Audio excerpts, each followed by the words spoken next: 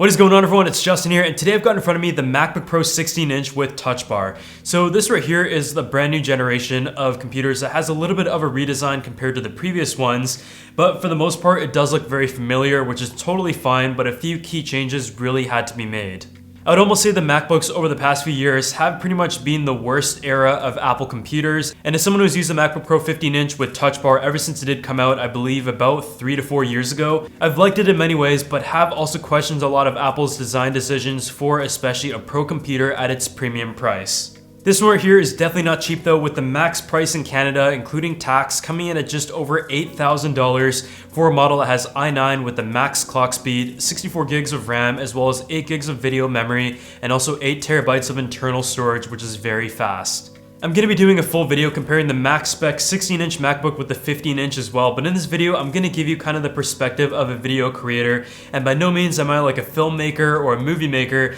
but I do edit a ton of videos throughout the year, and speed is definitely a big priority in the industry of tech. So this definitely won't be a 2019 MacBook video without first talking about some of the issues that the previous generation had, and some of which I personally experienced myself. There's a battery overheating risk between 2015 and 2017 models, which affected almost 500,000 computers of expanding batteries, which Apple opened a recall program for. The MacBook Pro 13-inch between 2017 and 18 had drive issues that could lead to data failure. Mr. Bubble also had issues with his display on the 15-inch model. Some people also did have some issues with speaker crackle, but I think the biggest issue of all, and the one that is just plaguing all the computers, is the keyboard. And over the years, Apple did try to do some small redesigns. The butterfly key switch era was just like a huge failure, and as someone who doesn't really use the computer as much on the go as I do as a desktop, my first MacBook 15-inch back when it first came out was one that pretty much sat inside for most of the year, but the first time I tried to use it, the spacebar had some problems and I had to take it to Apple Store,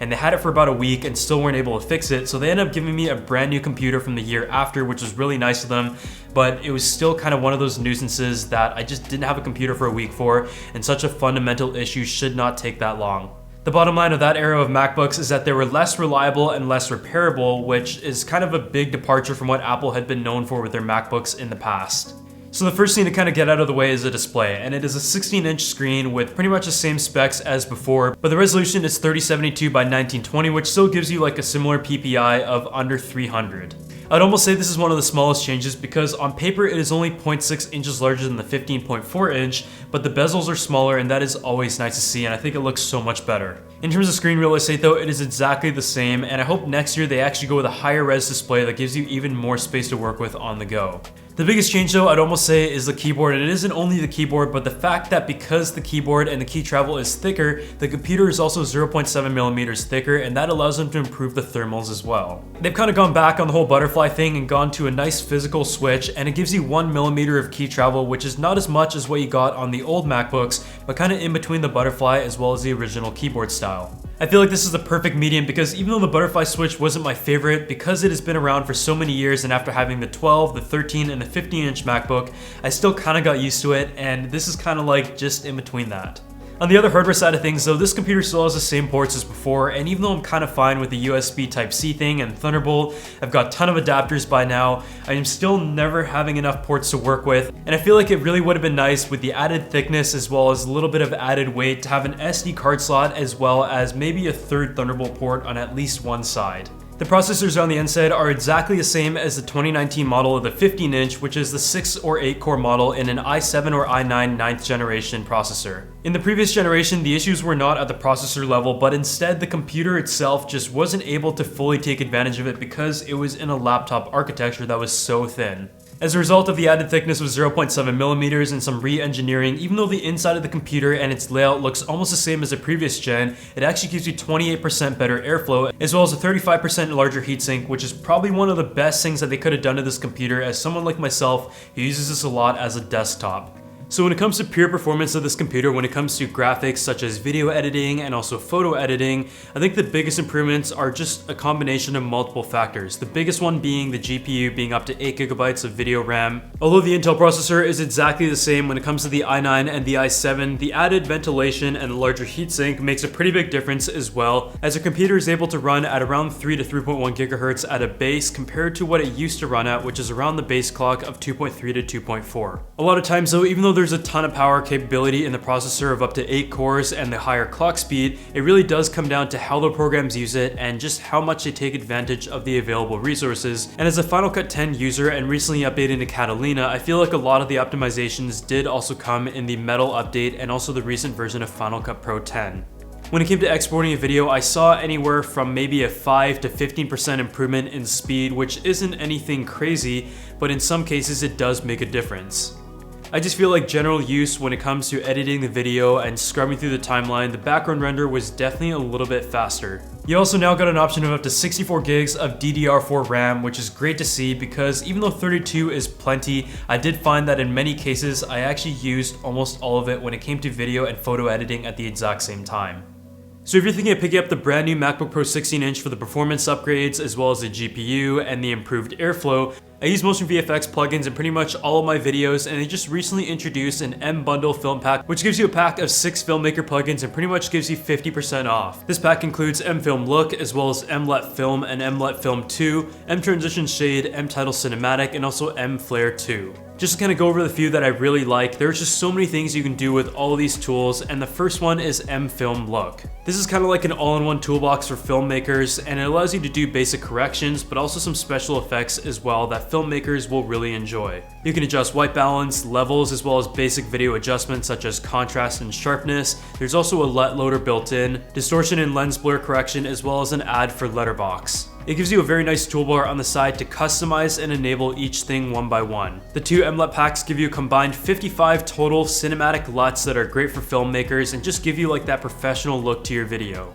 You can go ahead and just load the LUT in your computer, but also customize the little things to adjust the look to perfectly match the piece of footage that you might have. There's also M-Title Cinematic, which gives you the ability to just make a nice cinematic and professional title for your movie or film. Just like everything from Motion VFX, it is just drag and drop and tons of customizability to adjust the size, the timing, as well as the color. This entire pack just gives you all the tools you need as a filmmaker, so I'm going to drop a link down below and a huge thanks to them for sponsoring this video. Beyond all that, another category that people are very excited about and I feel like is one of the bigger changes as well, despite myself not really using the internal speakers as much, is the audio technology, both in the speakers and the microphone. Instead of just a stereo setup, you have 3 speakers on each side now, which give you like a nice surround experience being laptop speakers. You also got a canceling woofer on each side, which gives you like deeper bass, and considering the amount of space that they have to engineer everything, I think that is just impressive because these do sound really, really good. The MacBook speakers were always one of the best that I've heard on any computer, but these ones are just kind of next level and even make the old ones not sound that good.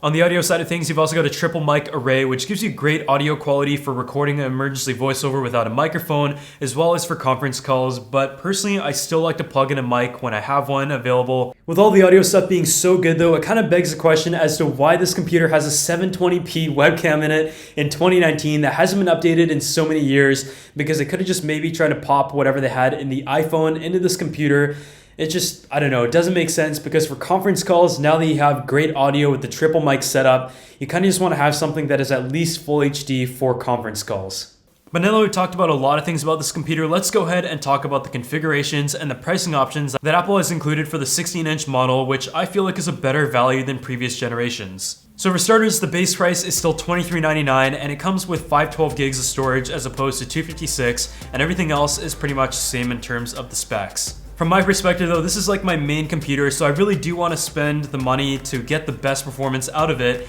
and use this for video editing every single day for hopefully near a year or even beyond that. When you move up to more like the production model though, from the i7 to i9 processor, it has a base clock speed of 2.3 gigahertz, and you have the option to pay $200 to get 2.4 gigahertz with a max turbo speed of 5 gigahertz, and honestly I feel like the $200 upgrade is not worth it at all because it just isn't much of an upgrade. As for the RAM, the previous model came with up to 32 gigs on the 15-inch, but this time you've got 64 gigs of options. So for most people, you're probably not going to need 64 gigs of RAM, but if you do really want it, it's an $800 upgrade from 16 gigs, or if you just need 32 gigs, it is $400. I think the most worth it upgrade though is the graphics memory, because it gives you a jump from 4 to 8 gigabytes, and that just costs $100. I feel like if you're already going to spend $27.99 on the upgraded model though, you should spend the extra $100 to get 8 gigabytes of video memory. But when it comes to storage, it really comes down to what you need, because 1 terabyte is plenty for some if you want to use external drives, but 2, 4, and 8 is really nice if you just don't want to have any external stuff and have everything just in your computer.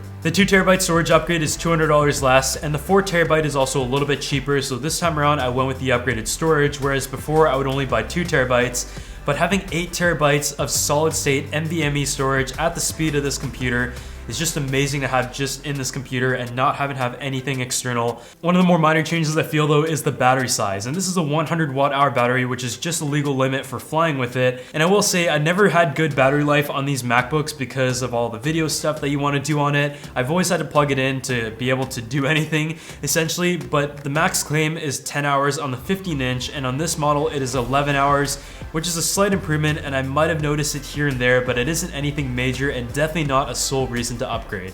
Otherwise, this is my video for the 2019 16-inch MacBook, and I'm also going to be doing a comparison with the 15-inch because there's just so much more to say. But I will say I am pretty happy with this computer, and I feel like it is a much better value for the performance you're getting compared to previous gens, though it is still very expensive for the money. Otherwise, if you guys have any questions, make sure you drop them down below, and I'll see you all in the next video.